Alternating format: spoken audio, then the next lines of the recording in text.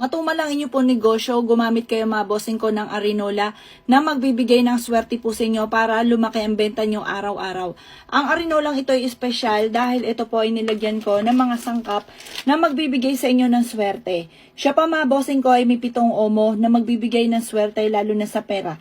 Basa-basain nyo lang po ang omo mga boss at mag-wish kayo na magkaroon ka ng malaking benta araw-araw. Siya po ay may shell, ang shell ay nagmula sa tubig. Tubig ay pera at marami po siyang libyan mga bossing ko sa loob na magbibigay na swerte lalo na sa pera. Nilagyan ko rin siya mga bossing ko ng lemon, maswerte po yung nagtataboy ng malas. Nilagyan ko rin siya ng bawang for protection, pantaboy ng malas at panghatak ng swerte. Nakalagay po siya dito mga bossing ko. Ang gagawin nyo lamang po mga bossing ko, kayo po ay halimbawa yung buena mano po ninyo. Basahin nyo po yung kamay nyo habang hinahalo kasama ang buena mano po ninyo. Sabi nyo po magkaroon ka ng malaking benta. Walang imposible, basta masipag at matyaga ka, nadadali ka lang ng malas, kaya kailangan alisin nyo po ang kamalasan. Kapag na malubog ka sa utang, yung mga monthly bills na binabayaran po ninyo every month mga bossing ko, ay ipa-xerox po ninyo at pagkatapos tupiin nyo at pagkatapos ay ilagay nyo siya dito. Tapos nag-wish po kayo na kayo po yung makabayad monthly bills mga bossing ko, ano man po yung mga binabayaran po ninyo.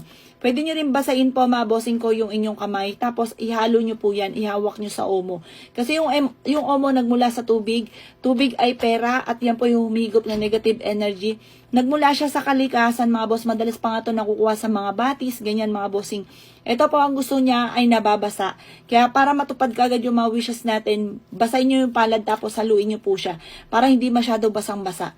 Basta importante ay nababasa, tapos mag-wish ka sa kanya na makabayad ka agad sa utang.